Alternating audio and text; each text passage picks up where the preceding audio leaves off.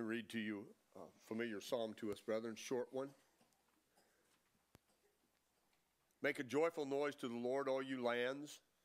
Serve the Lord with gladness. Come before his presence with singing. Know that the Lord, he is God. It is he who has made us, not we ourselves. We are his people and the sheep of his pasture. Enter into his gates with thanksgiving and into his courts with praise. Be thankful to him and bless his name. For the Lord is good.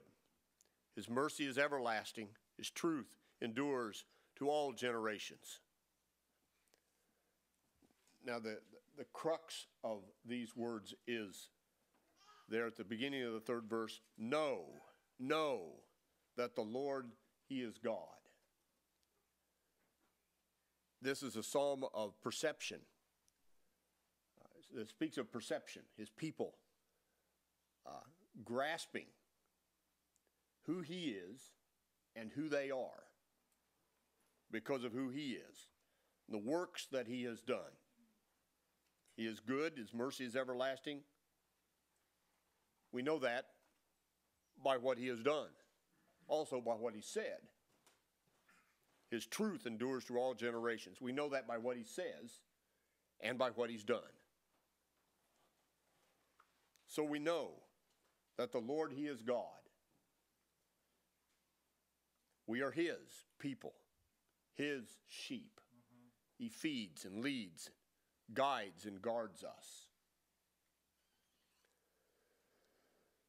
If Israel was to know that and was to engage this reality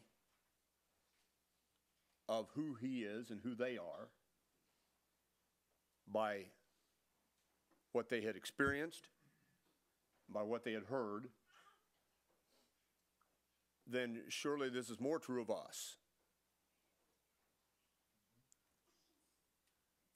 The covenant into which we have been brought is that we would know the Lord, all of us, from the least to the greatest. We would know the Lord, who he really is, and then, of course, who we are in relation to him. He has purchased us. We've been bought with a price, not silver, not gold, but with the precious blood of God's own Lamb, whom he provided for himself. And, of course, this Lamb was fully aware and fully engaged himself in this offering and was willing. He took up the body prepared for him. He offered himself, loving righteousness and hated wickedness. And then he offered himself, he laid down his life willingly as he had received commandment from his Father and took it up again.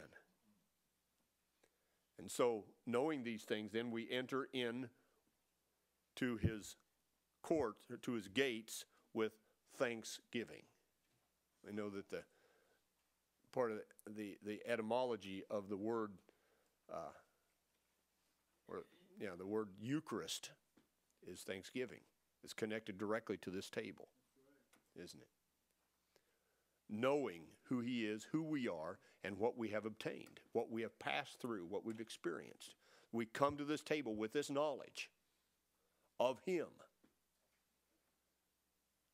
the Most High himself, and his Lamb. We speak about it. We preach about it. We hear of it. We exchange its aspects of his truth with one another, encouraging and challenging one another in it. We exhort one another in the reality of its living nature in us. That's what the preaching has been about this evening. This living truth in us who are his people. We've received it in ourselves. We retain it, we hold it, we keep it, and it then does its work. And it returns then to God. His word comes down and returns to him, having accomplished the purpose for which he has sent it. Right. And his people give thanks. We see these things. See, it's not just some empty-headed kind of thanksgiving, not something like we would program a computer to do or an animal You know, the bell rings and the dog does a certain thing. What they call it, Pavlov's something. You know, the cause and effect thing. It is in a sense, but no, because we know the Lord. It's more than that, isn't it? Because we know him. We know him who's loved us. We are his people. He's doing this great work in us. He has already done it. He's doing it now, and he's continuing to do it toward its chosen objective, which he himself has chosen. He has set this objective for it. He announced beforehand what he was going to do. He has accomplished it, and he continues to move forward, ever forward, working that in his people. And we now are engaged in it, as the great cloud of witnesses in the past have been engaged in it, as the innumerable company of angels are engaged in it from one perspective. Not the same perspective we're engaged, but they are engaged in it. So, in all of these things then, brethren, we know that the Lord, he is God. We come to this table knowing this, knowing the things that he has done to purchase us for himself as a people. We're zealous, people who is willing to learn, glad, who volunteer in the day of his power, because we know that he is good. His mercy is everlasting, and his truth endures to all generations.